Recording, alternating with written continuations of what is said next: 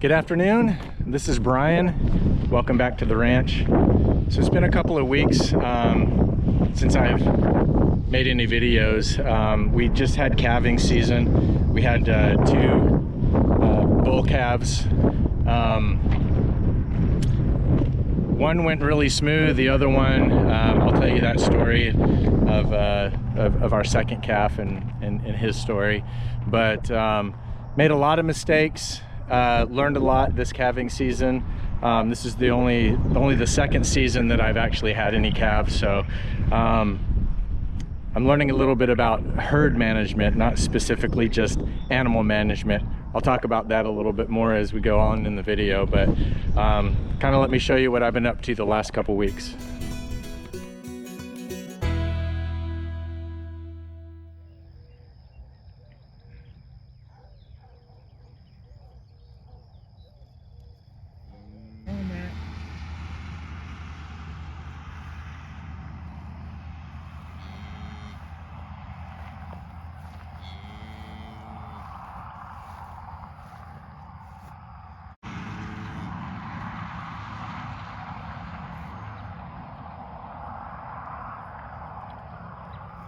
One of her teats looks a little more engorged than the other one, so I think it already fed off of one of them.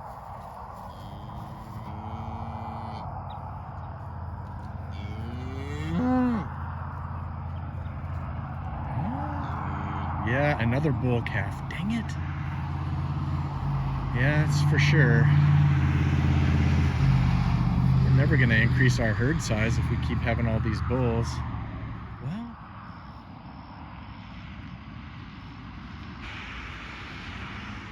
Bugger.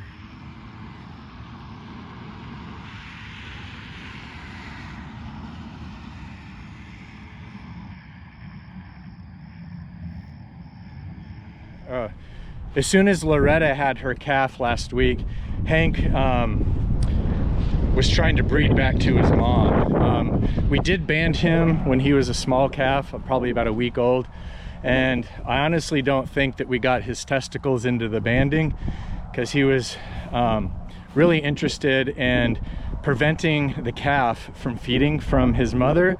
I don't know if it was jealousy. He kept sniffing her behind with the afterbirth kind of still hanging from her behind, and every time the calf tried to eat, he would get in there, try to mount her and break him up. So the next day after he was born, I found him a little emaciated. He didn't look like he was eating.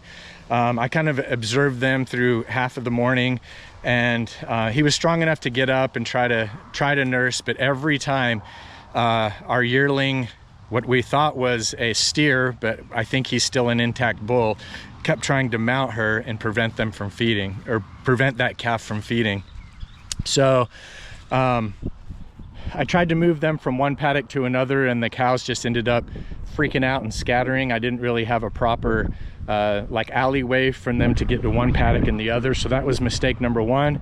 Every time I move the cows now, I'm going to make sure they have an adequate alleyway, or we're just going from paddock to paddock to paddock. They ended up going out into the woods and just scattering for the whole day, and I couldn't get them to, they stayed together, but I couldn't get them to go where I wanted them to, so I decided to just make a paddock where they were and just left them there for about a week. Now, that week, Hank started disrespecting the one strand wire. He would, even though it was electrified, he would go underneath it and he would want to join the other cows. And so he started that same behavior where he was trying to mount his mom, kept the calf from eating. So I ended up managing to get him separated, put him behind a two-strand hot wire, and that seemed to do okay. That seemed to keep him from getting in there with him, but he was in a paddock adjacent to him, so he could socialize and things like that. So let me tell you a little bit about the story of Harry, who's our second calf that was born. I chased the cows pretty much all day. They kept going into the woods, and finally I just gave up and just kind of let them have their way for the day around the entire property. They went from our lower hayfield through the woods and ended up at the upper hayfield. And when they came through the other side, I noticed that we were down one calf, which was Harry, who's the one that hadn't been eating properly because Hank was keeping him from eating. So I kind of freaked out because I didn't know where he was. So I spent about an hour and a half going through my woods just looking for him. Loretta had pretty much given up on him. She was out there just eating in the hay fields. She didn't really seem to care that she didn't have her calf. I think she saw that the calf wasn't going to feed, and I didn't see Harry feed at all for the first 2 days of his life. So I don't think he had anything to eat. One of her udders was really engorged and kind of deformed and really long compared to the other ones. So I was afraid she was maybe getting mastitis or something like that, or had an infection in her udder. And so I called my dad. I said, Dad, I'm going to stay here with the calf, run over to Tractor Supply, get a bottle, get some colostrum, get some formula, and let's go ahead and bottle feed this calf and see if we can help it out. So I hadn't found the calf yet when I called him, but I was hoping that I would find it. So after searching for about an hour and a half, I just managed to actually stumble on it. It's kind of a little bit of a miracle. After I said a little prayer, I immediately found him. So found the calf, picked him up, brought him over here to the enclosure of the barn, and my wife ended up coming up, and we just basically just kept the calf alive, kind of petting him and making sure that he wasn't going you know, out of consciousness while my dad was driving up here and bringing the formula. So we ended up mixing up the formula, tried to feed him for gosh, we fed him about only half of a pint and of formula. He didn't have any suckling reflex at all. What we did is my wife would hold his mouth open, and I would just squirt with the nipple of the bottle, just fill his mouth full of it. We would shut his mouth, and we would wait and listen for a gulp that he'd swallow it. And I'd probably say he only swallowed about a third of it. But we just kept doing that for, gosh, it seemed like an hour or two, maybe even 3 hours.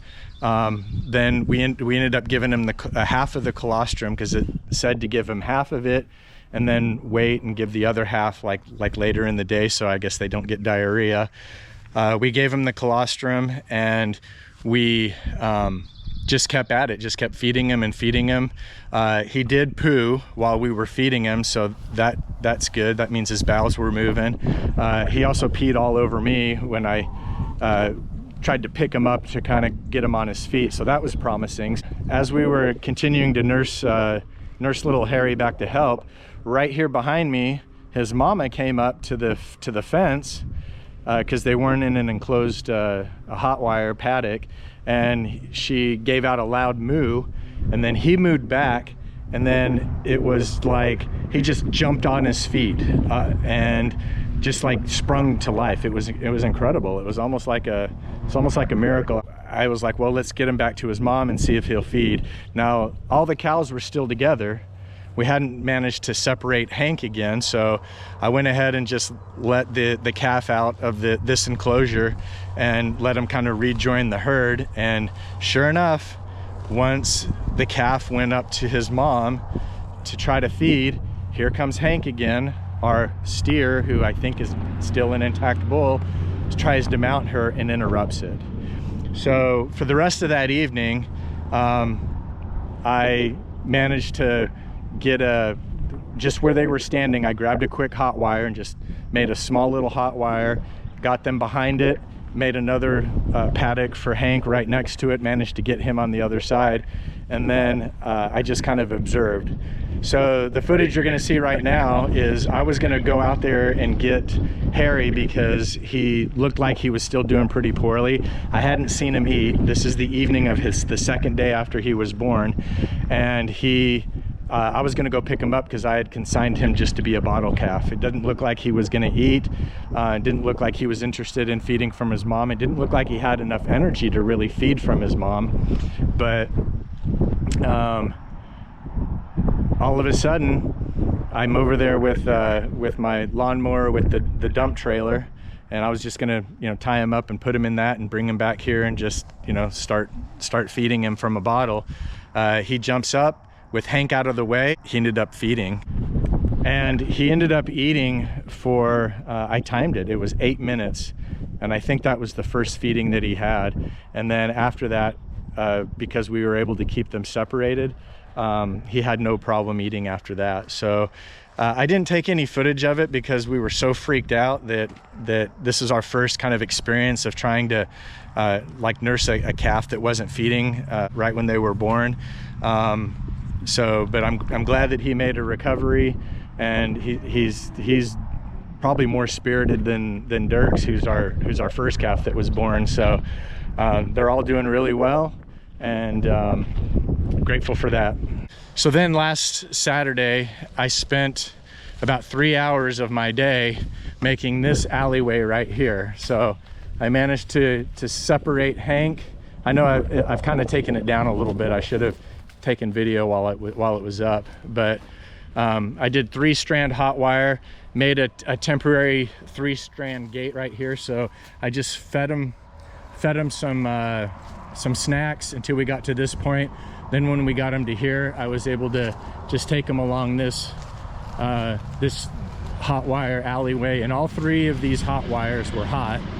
And he didn't really try to break out or do anything. He was more interested in getting his protein snacks. So poor Hank has been in isolation here for the last week, and he's kind of made a mess out of the corral here. But what I'm gonna do is, because he's been belly aching, I can see on the camera that he's really upset that he's locked in here eating crappy old hay. So I'm gonna make a 3-strand hot wire paddock out in this field out here, and that'll give him a little bit more to eat. I'm hoping that he'll respect the hot wire. I think with 3 strands he will. I'm praying that he doesn't break through, because he's got an appointment next Friday to go to the vet, and they're gonna go ahead and see if he still has testicles and castrate him. I think he does. I don't know if I can get a good look, but even though he doesn't have a scrotum, because that fell off when we banded him, I can kind of see 2 testicles kind of high up in there. Hey, how's it going? How's it going, Hank? We'll get you out of here. We'll get you something to eat. So poor guy's been in isolation, but we had to separate him from the rest of the herd. So second lesson that I've learned about herd management is get your yearlings, especially if it's a bull, away from the rest of the herd while they're calving. That was just a nightmare. I know that was a bit of a long story, but the other lesson that I learned, third lesson that I learned, is always have colostrum and a bottle and starter formula on hand, so that you don't have to wait for, you know, somebody to go to the store and go pick it up. So those are kind of the lessons that I've learned this calving season. It didn't go as smoothly as I thought. I'm a little disappointed that I got 2 bulls, because we kind of want to grow our herd with some heifers, but I think I'm going to be able to get my hands on some sex semen that's sex for heifers, and we'll see for next year how that goes.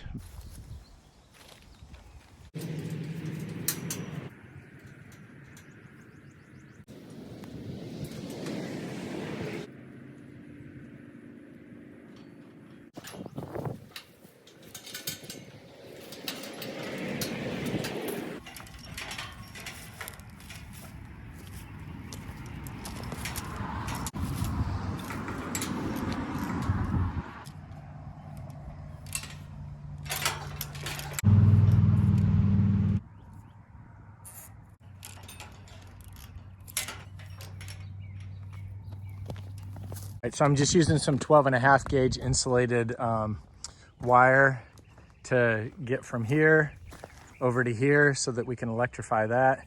Normally I wouldn't electrify this area, but because they usually respect the hot wire, but I have a feeling he's super motivated to get with the rest of the cows.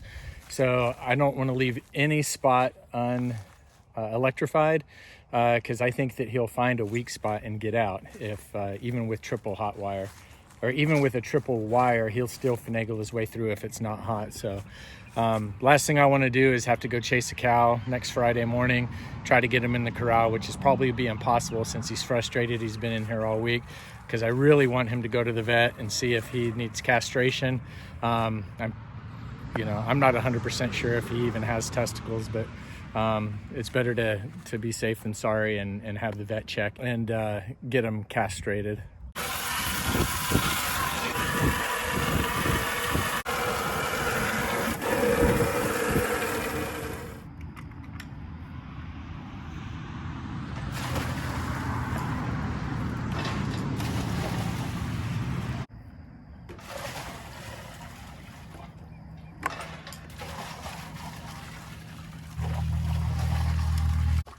Watch out, unless you want to shower.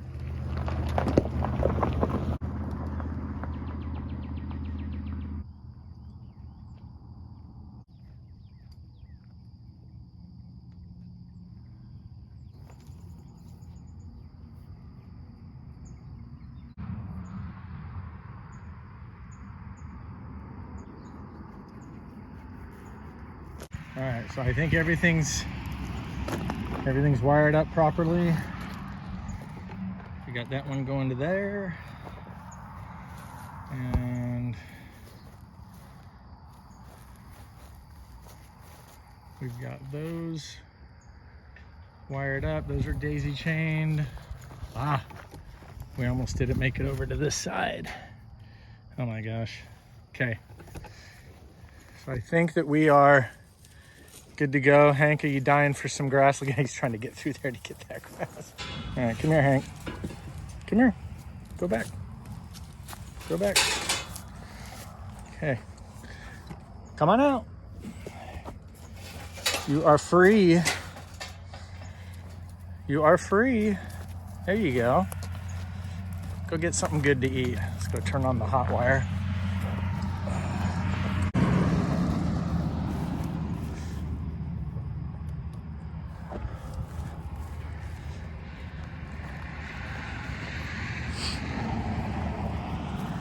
All right, he's gonna be super excited to have all this green to eat for 4 days or 5 days.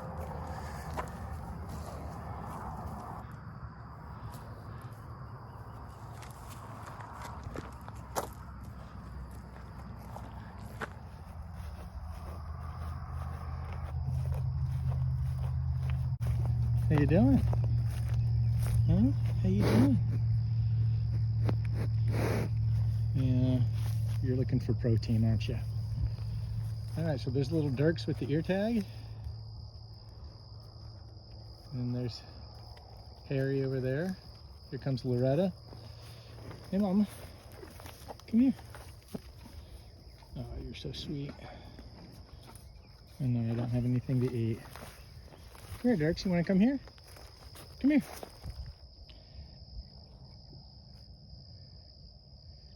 Man, they're getting big. They're only a week and a half old.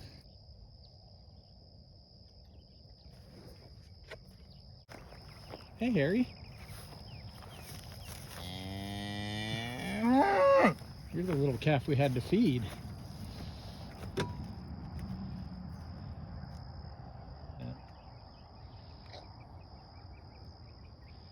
And Loretta, your udders are looking much better than what they were. They're looking good. All right, y'all, I'm picking this video up here a couple of days later. It's Monday. I was concerned because of how wet the paddock that the cows were in, so I wanted to move them.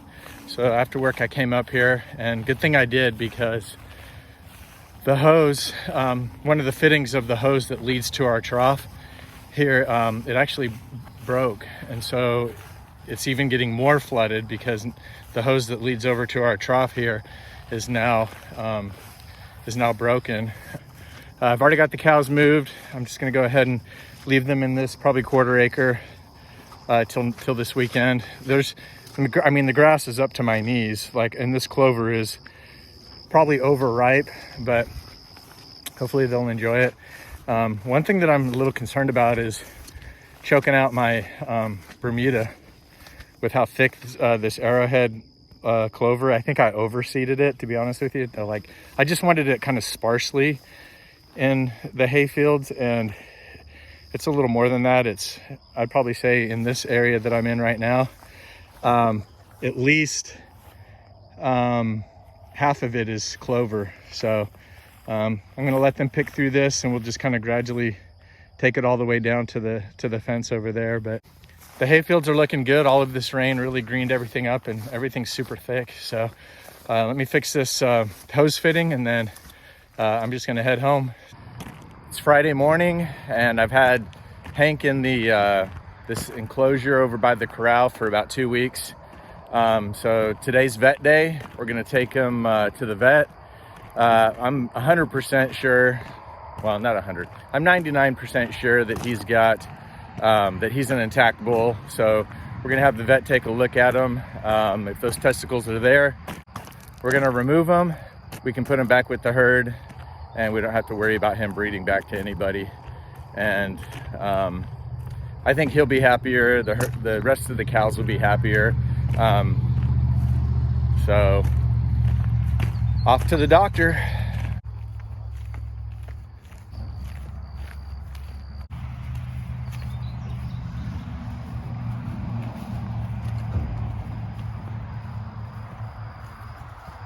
Sorry, Hank, it's for your own good, buddy. Oh, he's not happy. All right, we gotta head over to the vet.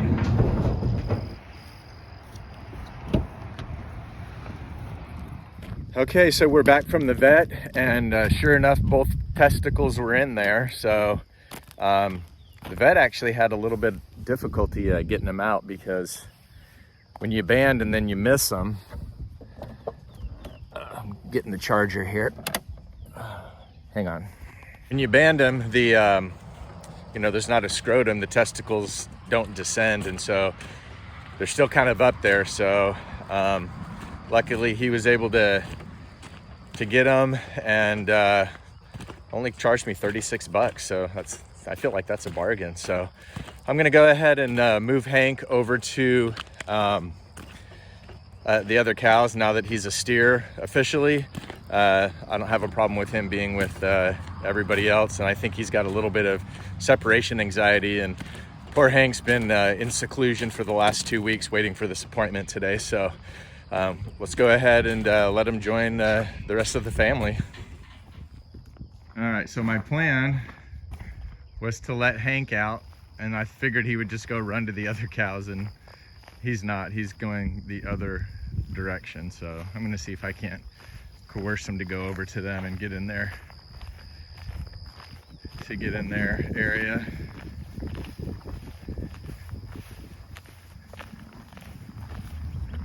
I think I'm making things worse. Well, Hank, you're a new man, a little bit less of a man, but a new man nonetheless. So, all right, let's clean all this up, and maybe he'll just make his way over to the other cows. Come on, Hank. Come on, come join the crew. Come on.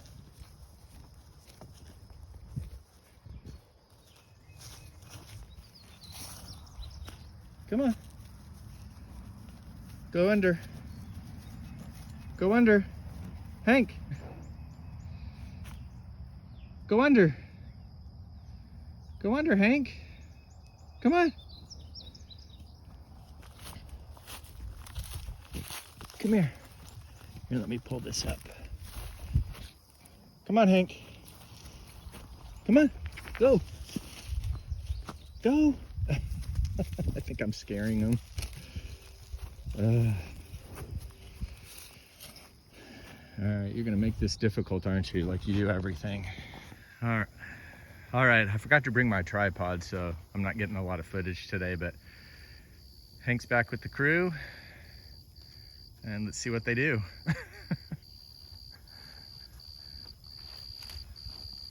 Now that little Harry's almost 3 weeks old, I don't think that we'll have a problem with him feeding from his mom, but they seem to be pretty happy all back together.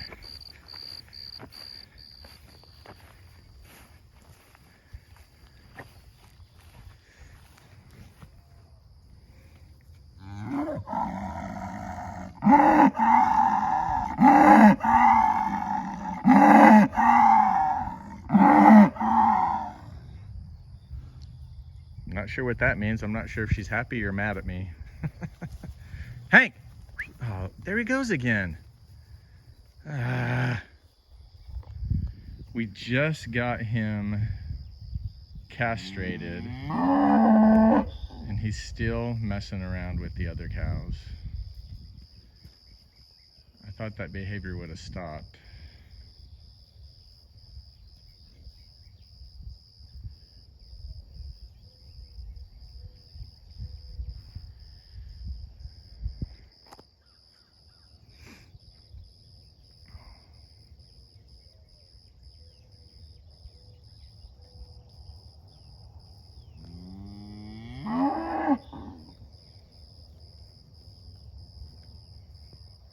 Well, maybe he'll settle down after a few minutes.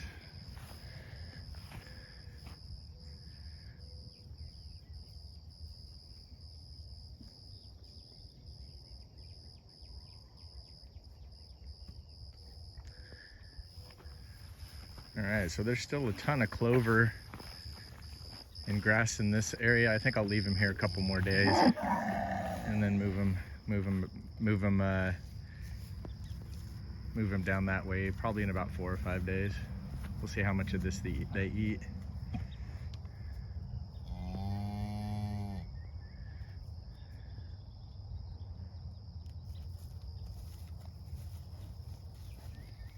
Hank, leave her alone. Maybe this was a mistake, putting him back in with him. We'll see how it goes. That's probably going to do it for this video. So hope it wasn't too long for you guys, but had a really busy couple of 2 weeks with calving and the rain and dealing with Hank and building fences, and it's been kind of an exhausting couple of weeks. So I'm ready to just relax and hopefully everything will dry out a little bit. We'll see you guys on the next one. Thanks.